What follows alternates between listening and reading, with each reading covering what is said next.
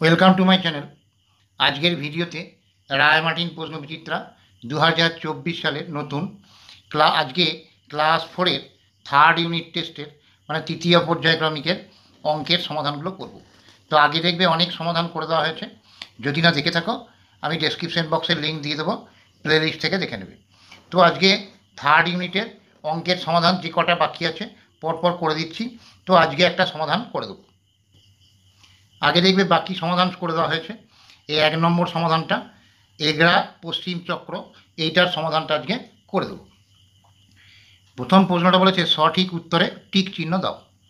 এক জোড়া পরস্পর মৌলিক সংখ্যা, এখানে এক জোড়া দেওয়া আছে, এখানে এক জোড়া দেওয়া আছে, এখানে এক জোড়া দেওয়া আছে। এদের মধ্যে পরস্পর মৌলিক সংখ্যা হচ্ছে 5 আর 6, কারণ এদের দুজনের গসাগু হচ্ছে 1। পরস্পর মৌলিক সংখ্যা কাকে বলে? যাদের গসাগু 1 হবে তাদেরকে বলা হয় পরস্পর মৌলিক সংখ্যা। এরপরে বলেছে যেটি দল ছুট সেটি হলো, এখানে দেওয়া আছে দেখো MN RS VU। দল ছুট মানে হচ্ছে এই প্রত্যেকটা একটা সিকোয়েন্সে লেখা আছে, মানে একটা ক্রম অনুযায়ী লেখা আছে, কোনটা সেই নিয়মের বাইরে লেখা আছে সেটাই দল ছুট। দেখো M এর পরে N হয়, MN লেখা আছে। R এর পরে S লেখা আছে। VU, দেখো ইউ এর পরে ভি হয়, আগে ইউ হতো পরে ভি হতো, কিন্তু এখানে VU লেখা আছে, তাহলে এটা দলছুট। এর পরেরটা বলেছে দেখো 2 বিয়োগ 9/10, যেখানে দেওয়া আছে 12/10, 11/10, 14/10। তাহলে এটা কীভাবে করবে? এদিকে এখানে 2 আছে, বিয়োগ 9/10। এখানে দেখো হরেতে 10 আছে, কিন্তু এখানে হরে কিছু নাই, কোনো সংখ্যার হরে কিছু না থাকা মানে 1 থাকবে। তাহলে হরগুলোর প্রথমে লসাগু করব। 1 আর 10-এর লসাগু কত? 10। এবার এই লসাগুটাকে এই হর দিয়ে ভাগ, তা 10কে 1 দিয়ে ভাগ, 10 হলো, তাকেই লব দিয়ে গুণ, 10 দুগুণে 20, বিয়োগ এই লসাগুটাকে হর দিয়ে ভাগ, 10কে 10 দিয়ে ভাগ মানে 1, 1কে 9 দিয়ে গুণ করলে 9, তাহলে 20 থেকে 9 বিয়োগ করা মানে 11/10। তাহলে এই অপশানটা উত্তর হবে। এবার বলে যে 24-এর উৎপাদকের সংখ্যা কটি? 6টি, 8টি, 7টি। 24-এর উৎপাদক মানে হচ্ছে 24কে কোন কোন সংখ্যা দিয়ে ভাগ করলে সম্পূর্ণরূপে বিভাজ্য হবে। দেখো 1, 2, 3, 4, 6, 8, 12, 24। 1 দিয়ে বিভাজ্য, 2 দিয়ে বিভাজ্য, 3 দিয়ে বিভাজ্য, 4 দিয়ে বিভাজ্য।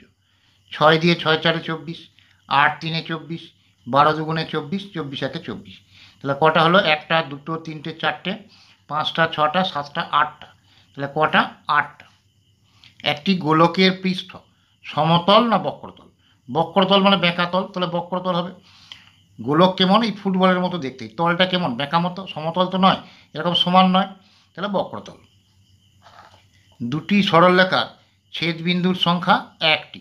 দেখো এই একটা সরলরেখা, এই একটা সরলরেখা, যদি ছেদ করে একটা বিন্দুতে ছেদ করবে। এর পরের অঙ্কটা বলেছে দেখো 0.08 কে সামান্য ভগ্নাংশে পরিণত করলে হয়। এটা দশমিক ভগ্নাংশ, এটাকে সামান্য ভগ্নাংশে পরিণত করার নিয়ম হচ্ছে দশমিক বাদ দিয়ে যে সংখ্যাটা যেটা লিখবো, তাহলে দশমিক বাদ দিয়ে এখানে 0.8, তাহলে শূন্যটা বাঁ দিকে না লিখলেও চলবে, কারণ বাঁ দিকের শূন্যর কোনো মূল্য থাকে না। তাহলে 8, আর হরেতে 1 লিখব, লেখার পরে দশমিকের পরে কটা অঙ্ক আছে? 2টো অঙ্ক আছে, তাহলে যটা অঙ্ক থাকবে তটা 0 দেবো। তাহলে 8 বাই কত হলো? 100। এবার যদি 4 দিয়ে কাটাকাটি করি, মানে লঘিষ্ঠ আকারে করি, 4 দুগুণে 8, 4 25-এ 100, তাহলে 2/25। তাহলে এটা সামান্য ভগ্নাংশ হলো 2/25। এবার বলেছে দেখো 4 সেন্টিমিটার সমান ড্যাশ মিটার, তার মানে সেন্টিমিটারটাকে মিটার করতে হবে। আমরা জানি যে 10 সেন্টিমিটার মানে 1 মিটার, 10 সেন্টিমিটার মানে 1 মিটার। তাহলে এই সেন্টিমিটারকে মিটার করতে হলে 10 দিয়ে ভাগ করতে হবে। তাহলে 4কে 10 দিয়ে, এটা ভুল বললাম, 100। তাহলে 4 সেন্টিমিটার, 100 সেন্টিমিটারে 1 মিটার, 100 সেন্টিমিটারে 1 মিটার, 10 সেন্টিমিটারে 1 মিটার না ডেসিমিটার হয়, আমি এটা ভুলবশত বলে ফেলেছি। তো 1 মিটার মানে 100 সেন্টিমিটার, তাহলে 100 সেন্টিমিটারে 1 মিটার হয়। তাহলে সেন্টিমিটারকে মিটার করতে হলে 4কে 100 দিয়ে ভাগ। এবার দেখো 1-এর পাশে যটা শূন্য থাকবে দশমিকটা তত ঘর বাঁ দিকে সরে যাবে। তাহলে এখানে 1-এর পাশে 2টো শূন্য আছে, এখানে দশমিক নাই সংখ্যাতে, মানে জানতে হবে শেষ কারে আছে। তাহলে 2 ঘর যদি বাঁ দিকে সরে, প্রথমে দশমিক টেকে নিল, তারপরে আর এক ঘর সরতে হবে, মানে একটা শূন্য বসবে। তাহলে 0.04 মিটার। এবার এই দশমিক বিন্দুটাকে বোঝানোর জন্য বাঁ দিকে একটা শূন্য দিতে হয়। এই শূন্যটা তুমি দিলেও দিতে পারো, না দিলেও না দিতে পারো, কিন্তু দিলে সুবিধা হয়, দশমিক বিন্দুটা ভালোভাবে বোঝা যাবে। তাহলে 1 মিটার মানে হচ্ছে 100 সেন্টিমিটার, বা 100 সেন্টিমিটারে 1 মিটার। আমি যেটা 10 সেন্টিমিটার বলেছিলাম ওটা নয়, 10 সেন্টিমিটারে 1 ডেসিমিটার হয়। মিলি, তারপরে সেন্টি, তারপরে ডেসি, তারপরে মিটার। তাহলে 0.4 মিটার। এবার বলেছে 6 ও 9-এর সাধারণ গুণনীয়ক। দেখো 6-এর গুণনীয়ক কী কী, মানে 6কে কোন কোন সংখ্যা দিয়ে ভাগ করলে সম্পূর্ণরূপে বিভাজ্য হবে? 1, 2, 3 আর 6। আর 9-এর গুণনীয়ক হচ্ছে 1, 3 আর 9। সাধারণ গুণনীয়ক মানে হচ্ছে এই যে গুণনীয়কগুলো রয়েছে, এই গুণনীয়কগুলো রয়েছে, এদের মধ্যে মিলছে কোনটা কোনটা। দেখো 1টা মিলছে আর 3টা মিলছে, তাহলে সাধারণ গুণনীয়ক হচ্ছে 1 আর 3। এবার বলেছে 6 জোড়া পেয়ারার দাম 60 টাকা হলে 3টি পেয়ারার দাম কত? তাহলে 1 জোড়া মানে কটা? দুটো।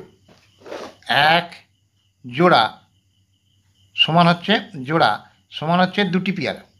তাহলে এখানে 6 জোড়া আছে, তাহলে 1 জোড়াতে যদি দুটো হয়, 6 জোড়াতে 2 গণিত 6, মানে 12টি পেয়ারা। এবার 12টি পেয়ারার দাম কত বলেছে? 60 টাকা। 12টি পেয়ারার দাম 60 টাকা। তাহলে একটা পেয়ারার দাম তার থেকে কম হবে মানে ভাগ হবে, 60 ভাগ 12। তাহলে 12 5-এ 60, তাহলে কত হলো? 5 টাকা। এবার আমাকে বার করতে বলেছে 3টি পেয়ারার দাম। তাহলে একটা পেয়ারার যা দাম হবে, 3টি পেয়ারা তার থেকে বেশি দাম হবে। তাহলে বেশি হলে গুণ, 5 গুণ 3, তাহলে 15 টাকা। তাহলে দেখো 1 জোড়া মানে দুটো পেয়ারা, তাহলে 6 জোড়া মানে 2 গণিত 6, মানে 12টা পেয়ারা। এই 12টা পেয়ারার দাম বলছে 60 টাকা। তাহলে একটা পেয়ারার দাম প্রথমে বার করব, এটাকে ঐকিক নিয়ম বলে, তোমরা জানো। তাহলে একটা পেয়ারার দাম কম হবে, 12টা পেয়ারার যা দাম, একটা পেয়ারার তার থেকে কম দাম। তাহলে 60কে 12 দিয়ে ভাগ, 12 5-এ 60, 5 টাকা। এবার বার করতে বলেছে 3টি পেয়ারা।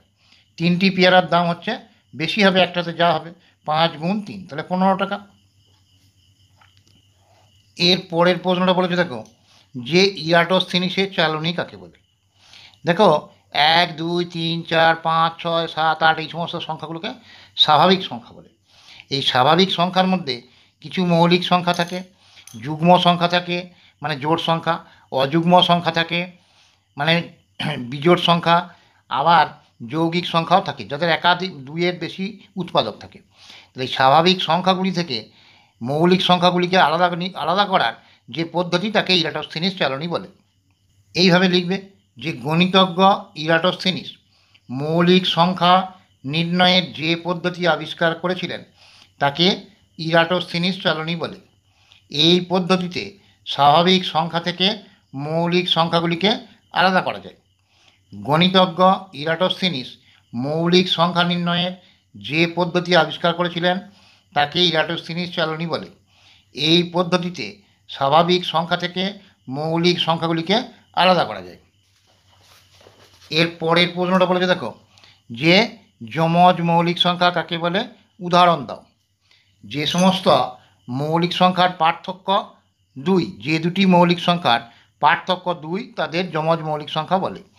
যেমন 3 আর 5, 5 আর 7, এগুলো। তাহলে লিখবে কীভাবে? যে সমস্ত মৌলিক সংখ্যা দুটির মধ্যে পার্থক্য 2 হয়, তাদের যমজ মৌলিক সংখ্যা বলে। যেমন দেখো 3 আর 5, এরা যমজ মৌলিক সংখ্যা, মানে এই 3টাও মৌলিক সংখ্যা, 5টাও মৌলিক সংখ্যা, এদের পার্থক্য কত? 2। আবার ধরো 5 আর 7, 5টাও মৌলিক সংখ্যা, 7টাও মৌলিক সংখ্যা, এদের পার্থক্য কত? 2, এদেরও পার্থক্য 2। তাহলে যে সমস্ত মৌলিক সংখ্যা দুটির মধ্যে পার্থক্য 2 হয়, তাদের যমজ মৌলিক সংখ্যা বলে। এর পরেরটা বলেছে, দেখো সমদ্বিবাহু ত্রিভুজ কাকে বলে? যে ত্রিভুজের দুটি বাহুর দৈর্ঘ্য পরস্পর সমান, তাকে সমদ্বিবাহু ত্রিভুজ বলে। দেখো সম মানে সমান, দ্বি মানে দুটো বাহু, তাহলে সমান দুটো বাহু থাকবে। যে ত্রিভুজের দুটি বাহুর দৈর্ঘ্য সমান, তাকে সমদ্বিবাহু ত্রিভুজ বলে। তাহলে কীভাবে লিখবে, যে ত্রিভুজের দুটি বাহুর দৈর্ঘ্য পরস্পর সমান তাকে সমদ্বিবাহু ত্রিভুজ বলে। যে ত্রিভুজের দুটি বাহুর দৈর্ঘ্য পরস্পর সমান তাকে সমদ্বিবাহু ত্রিভুজ বলে। তো এরকম একটা ত্রিভুজ এঁকে দেবে স্কেল দিয়ে, আমি হাতে করে এঁকেছি, তোমরা স্কেল দিয়ে আঁকবে। এটাকে এই বাহুটার নাম এ বি, এই বাহুটার নাম এসি, এই বাহু দুটোর দৈর্ঘ্য সমান, মানে এইখান থেকে এটা যা দৈর্ঘ্য হবে এইখান থেকে এটা তাই দৈর্ঘ্য হবে। এর পরের প্রশ্নটা বলেছে দেখো, যে সন্দেশের বাক্সের মতো জিনিসের আকারকে কি বলে? এটাকে বলা হয় আয়ত ঘন। কি বলা হয়? আয়ত ঘন। আবার এর আরেকটা নাম আছে সমকোণী চৌপল। সমকোণী চৌপল। তাহলে এটা আয়ত ঘনও বলা যাবে, সমকোণী চৌপলও বলা যাবে। সন্দেশের মতো বাক্সের জিনিসের আকারকে আয়ত ঘন বা সমকোণী চৌপল বলে। এরপরে দেখো বলেছে জিজ্ঞাসা চিহ্নিত স্থানে সঠিক সংখ্যা বসাও। এখানে দেখো তিনটে সংখ্যা দেওয়া আছে, 13, 15, 26, 21, 32, 51, 28, 40, এখানে জিজ্ঞাসা চিহ্ন। এই জিজ্ঞাসা চিহ্ন স্থানে সঠিক সংখ্যাটা বসাতে হবে। দেখো এখানে দেওয়া আছে 13, এখানে 15, এখানে 26। এই 13 আর 15 যদি যোগ করি দেখো হবে 28। 28 থেকে যদি 2 বিয়োগ করে দিই দেখো 26 হচ্ছে। তাহলে এটাও দেখ কীভাবে দেখি হচ্ছে কি না। 21 আর 32 যদি যোগ করে দিই দেখো হবে 53। 53 থেকে যদি 2 বিয়োগ করে দিই 51। তাহলে এই দুটো একই নিয়মে মিলছে। 13 আর 15 যোগ মানে প্রকার দুটো যোগ, যে যোগ ফলটা হলো তার থেকে 2 বিয়োগ। তাহলে 13 আর 15 যোগ করে 28, তার থেকে 2 বিয়োগ মানে 26। 21 আর 32 যোগ করে 53, তার থেকে 2 বিয়োগ মানে 51। 28 আর 40 যদি যোগ করি তাহলে হবে 68, তার থেকে যদি 2 বিয়োগ করে দিই তাহলে কত হবে 66। তাহলে জিজ্ঞাসা চিহ্নটা এই জায়গায় ছিল। তাহলে দেখো 28 আর 40, দেখো 28 আর 40 যদি যোগ করি তাহলে 8, 4 আর 2, 6, 68, তার থেকে যদি 2 বিয়োগ করে দিই তাহলে 66। তাহলে এই জায়গাটায় জিজ্ঞাসা চিহ্ন জায়গাটায় 66 হবে। তো আজকের ভিডিওতে এই পর্যন্ত সমস্ত অঙ্কগুলো করে দিলাম। যদি ভিডিও ভালো লেগে থাকে লাইক করো, শেয়ার করো, সাবস্ক্রাইব করো। আর আগেকার ভিডিওগুলো যদি না দেখে থাকো আমি ডেসক্রিপশন বক্সে লিঙ্ক দিয়ে দেবো, সব ভিডিও করা আছে দেখবে। আর কারো কোনো অসুবিধা থাকলে আমাকে হোয়াটসঅ্যাপে বা কমেন্টে জানাতে পারো।